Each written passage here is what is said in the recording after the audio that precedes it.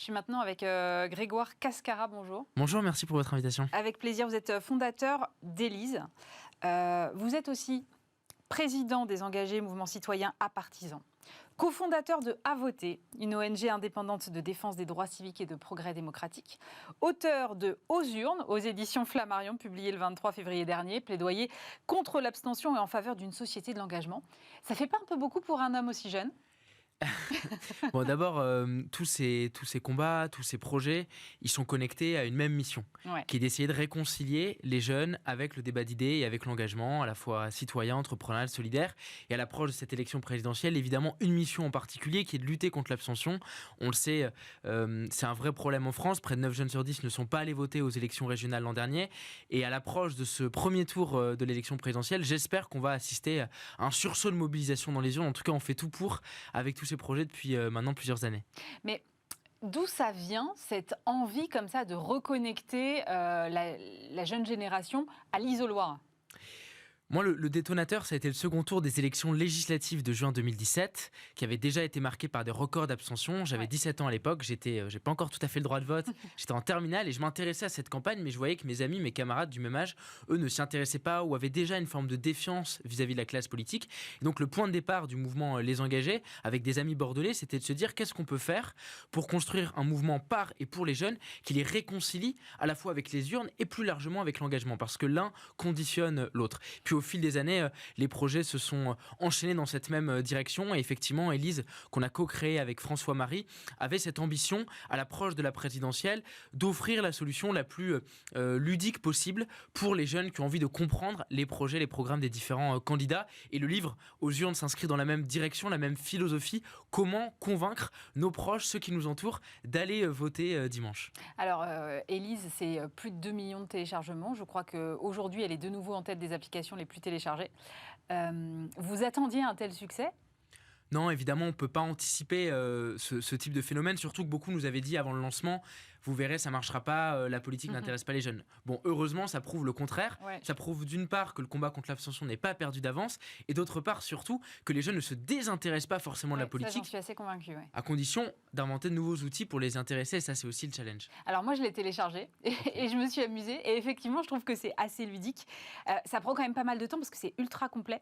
Est-ce que vous pouvez... Pour ceux qui ne connaîtraient pas encore Élise, est-ce que vous pouvez expliquer le principe ? Oui, bien sûr. Le principe, c'est qu'une fois que vous avez téléchargé gratuitement l'application, des propositions anonymisées s'affichent sur votre écran. Vous ne savez pas de quel candidat elles émanent et vous faites votre choix, vous votez en glissant votre doigt vers la gauche ou vers la droite. C'est le fameux swipe, cette fonctionnalité popularisée par les sites de rencontres.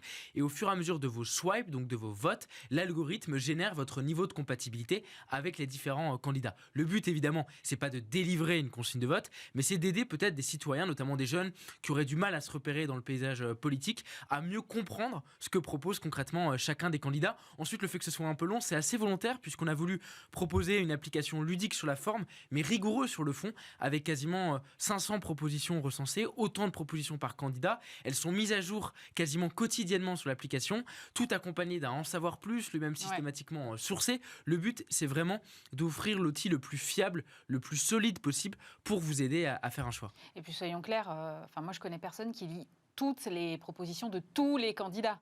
Non, moi le premier, je lis pas de la première à la dernière ligne les propositions. Après, on incite les utilisateurs, en plus d'Élise, à suivre l'actualité de la campagne dans les médias, à lire les programmes des candidats. Et d'ailleurs, beaucoup nous écrivent en nous expliquant qu'ils ne s'intéressaient pas forcément à l'élection, qu'ils ont commencé à utiliser Élise. Et ça ne veut pas dire qu'ils vont forcément aller voter, mais en tout cas, ils prêtent une oreille peut-être plus attentive quand ils voient un candidat passer dans les médias ou quand ils entendent une actualité. Donc si on a pu être cette porte d'entrée vers la politique et vers le vote pour certaines personnes, notamment certains jeunes, on aura réussi, j'espère, notre pari. Alors moi, j'en ai pas mal parlé dans mon entourage et on m'a fait cette réflexion, on m'a dit « Ouais, c'est bien, mais ça reste finalement très factuel. » Et dans une élection, surtout présidentielle, il y a quand même la personnalité, le charisme, l'émotion qui entre en jeu. Et ça, malheureusement, vous ne pouvez pas le quantifier. C'est sûr. Et moi, je ne suis pas du tout de ceux qui croient que l'incarnation, les personnalités soient anodines. Bien au contraire. Et effectivement, a fortiori pour une élection présidentielle. Le constat qui était le nôtre avec François, avec toute l'équipe des engagés, c'est qu'on avait le sentiment que cette campagne présidentielle parlait beaucoup des personnalités justement des candidats, mais très peu du fond, de leurs idées, de leurs projets, de leurs programmes. Donc d'une certaine façon, c'était un moyen pour nous peut-être de rééquilibrer, de remettre le curseur entre guillemets au bon endroit pour que les électeurs puissent faire leur choix, certes en fonction des personnalités. Vous avez évoqué le charisme des différents candidats, mais aussi en fonction de leurs idées. Et beaucoup nous disaient, je connais tel ou tel candidat, telle ou telle candidate, mais je ne sais pas vraiment ce qu'il ou elle propose sur le fond. Et c'est là-dessus qu'on essaie d'intervenir. Vous disiez, les jeunes ne sont pas dépolitisés, au contraire, ils s'intéressent à la politique simplement. Ils ont des formes d'engagement qui sont différentes. Ça peut être la marche pour le climat, par exemple. Comment est-ce qu'on fait pour que cet engagement, finalement, leur fasse retrouver le chemin des urnes? Parce que, in fine, s'il n'y a pas d'élection, il n'y a pas de dirigeants. Et la marche pour le climat, c'est un très chouette engagement, mais ça n'a pas la même finalité. Vous avez 1000 fois raison, et c'est vrai que les formes d'engagement sont en train d'évoluer. On peut parler des marches pour le climat, mais aussi des mobilisations sur les réseaux sociaux, des associations. J'ai jamais vu autant de jeunes autour de moi créer des projets associatifs, citoyens, solidaires. Mais ensuite, et c'est ce que j'essaie de défendre notamment dans le livre, dans Aux urnes, comment on arrive à convertir ces engagements en bulletin de vote. Et à mon sens, c'est indispensable. On ne peut pas faire l'économie du vote, parce que si on veut que les causes qu'on défend dans la rue, dans les associations, se traduisent en actes politiques et véritablement des conséquences politiques, il faut effectivement des représentants qui puissent les mettre en œuvre. Donc, le vote ne se suffit pas en lui-même. Ceux qui disent « aller voter, c'est un devoir, ensuite circuler, il n'y a rien à voir pendant 5 ans », je pense que c'est une rhétorique qui ne fonctionne plus. Il faut d'ailleurs plus de mécanismes, à mon sens, de démocratie continue pour que les citoyens soient associés à la vie publique, pas seulement le jour de l'élection, mais en continu, au quotidien. Mais une fois qu'on a dit ça, ça ne veut pas dire que le vote n'a plus d'importance, n'a plus d'utilité. Au contraire, il est plus important que jamais. Et donc, j'en profite pour passer cet appel à ceux qui nous regardent. Dimanche, même si vous n'avez pas de candidat qui soit à 100% en accord avec vos idées, allez voter. Il n'y a pas de meilleure alternative. Et aussi, à notre génération, aller voter, c'est envoyer un message aux politiques, d'une certaine façon, leur dire, vous ne pouvez pas décider sans les jeunesses ou contre les jeunesses. Plus nous serons nombreux parmi les jeunes à aller voter, plus notre poids politique qui en résultera sera fort. Vous pensez que les politiques devraient investir davantage le terrain de jeu des réseaux sociaux? Ou finalement, ce n'est pas leur place? Ou finalement, ils n'auraient pas de crédibilité sur ces réseaux? Quand ils le faisaient pas, on leur reprochait, on disait ils n'arrivent pas à parler aux jeunes, ils font pas l'effort d'aller sur les nouveaux médias. Maintenant qu'ils le font, on dit c'est électoraliste, c'est de la récupération politique, etc. Moi, je crois que c'est plutôt une bonne chose.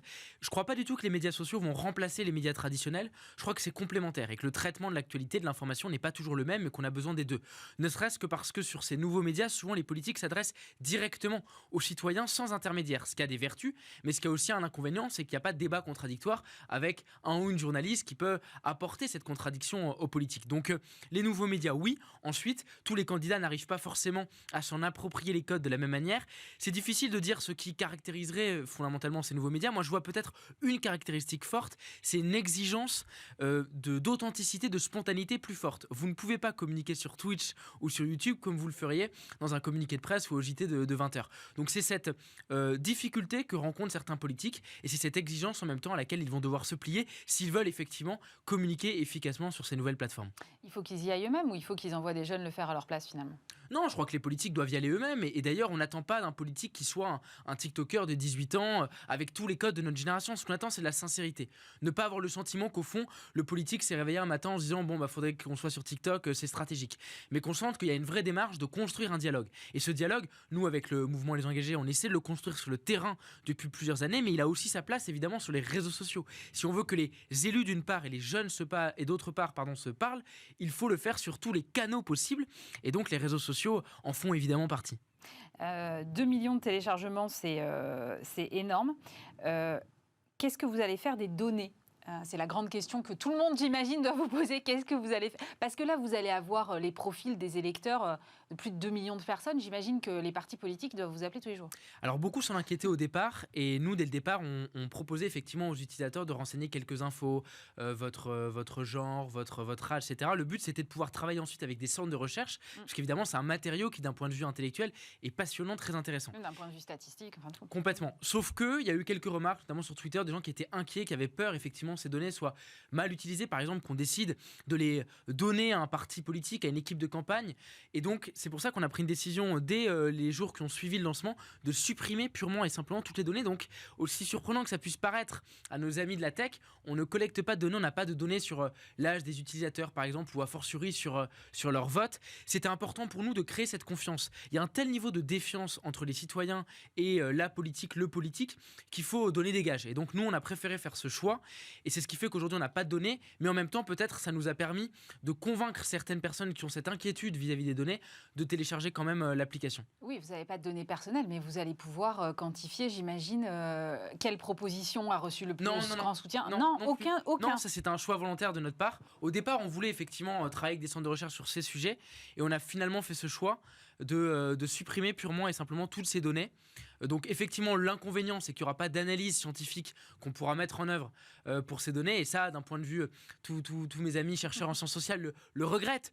Mais l'avantage, c'est qu'on perpétue cette confiance. Et donc, il n'y a pas un seul utilisateur qui a été dissuadé de télécharger cette application et donc de faire son choix.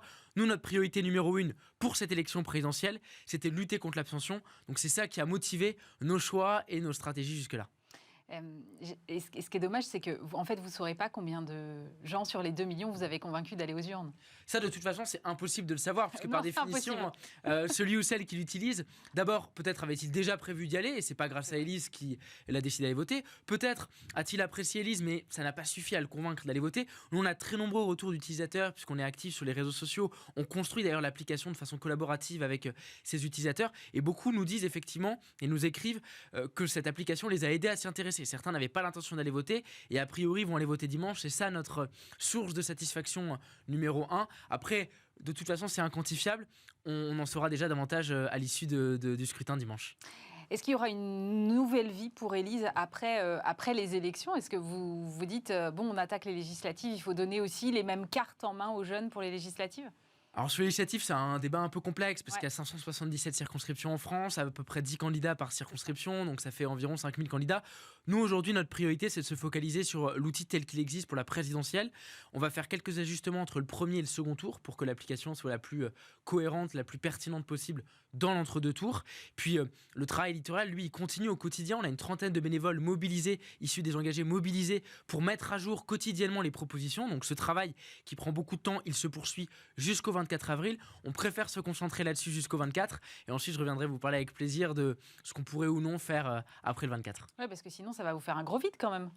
Non, mais moi là, j'ai assez de projets pour m'occuper. Donc, globalement, je ne suis pas trop inquiet. Puis, j'ai dit, je ne sais plus à qui, que je partirais en vacances si l'abstention était très réduite à l'issue des 2 tours. Mais a priori, ça ne va pas être le cas. Non, donc, je dis aux jeunes, allez voter non seulement pour sauver notre démocratie, mais en plus me permettre d'aller en vacances, puisque c'est mon objectif si l'abstention se réduit. Mais voilà, non, il y a plein de projets qui vont se poursuivre et c'est assez exaltant comme aventure en tout cas. Donc j'espère qu'on va pouvoir continuer avec Élise, avec les engagés, avec tous les autres projets. En tout cas, dans cet objectif, continuer à mettre en place des choses. Le combat ne s'arrête pas évidemment au 24 avril, mais d'ici là, nous avons quand même une urgence qui est celle de se mobiliser massivement. En France, l'élection présidentielle, c'est probablement celle qui suscite le plus d'intérêt et de curiosité. C'est traditionnellement celle pour laquelle on vote le plus, pour laquelle l'abstention est la plus faible. Et là, d'après les dernières études, on a quand même un risque très fort d'abstention pour cette présidentielle. Donc encore une fois, je porte ce message. Mobilisons-nous dans les urnes et ce dimanche et dimanche 24 avril. Vous envisagez une carrière en politique ? Honnêtement, c'est pas mon sujet aujourd'hui. Ce qui m'intéresse, c'est de pouvoir porter des projets engagés, des projets qui aient du sens. J'ai déjà un peu l'impression de faire de la politique en luttant pour que les jeunes s'intéressent à y voter. C'est pas de la politique au sens partisan du terme. Moi, je suis pas membre d'un parti politique. Je n'ai pas de mandat électoral. Mais je crois que tous les engagements, que ce soit dans l'associatif, dans le monde entrepreneurial, dans le monde politique au sens partisan du terme, tous les engagements sont intéressants, sont riches, sont complémentaires. Et on a besoin de toutes les énergies pour porter ce type de cause. Quand on voit l'engouement autour de votre application, 2 millions de téléchargements, c'est quand même pas rien. Est-ce que vous vous dites qu'un vote possible demain par des voies électroniques, par Internet, serait finalement la solution ? Non, c'est un vrai sujet qui, à mon avis, mérite d'être exploré. Et plus largement, au-delà du seul vote en ligne, je trouve que les sujets liés aux modalités de vote, comment on réduit le coût électoral, c'est-à-dire toutes les démarches à faire pour aller voter, la date limite d'inscription sur les listes électorales, par exemple, la possibilité, moi c'est ce que je propose dans le livre, d'ouvrir des bureaux de vote dans les campus universitaires. Plein de sujets qui, en fait, tous conjugués, pourraient avoir un impact sur ce combat contre l'abstention. Sur le vote en ligne, il faut y apporter des garanties, il faut que ce vote puisse être sécurisé, qu'on n'ait pas d'inquiétude sur d'éventuelles ingérences étrangères, que le secret de l'isoloir soit protégé, soit préservé. Mais ensuite, évidemment, c'est une des pistes qu'il n'est pas interdit d'explorer à l'avenir. Je crois en tout cas que ces sujets de démocratie continue, c'est le terme qui, à mon avis, est le plus adapté, parce qu'au-delà du caractère participatif, c'est ce caractère continu, pas seulement au moment de l'élection. Ces enjeux de démocratie continue, on en a très peu parlé, au fond, dans cette campagne présidentielle, je le regrette. J'espère qu'on en parlera davantage au moment des élections législatives et plus largement dans les mois qui viennent. Merci beaucoup Grégoire Cascara. Je rappelle que vous êtes le fondateur d'Élise. Merci beaucoup pour votre invitation.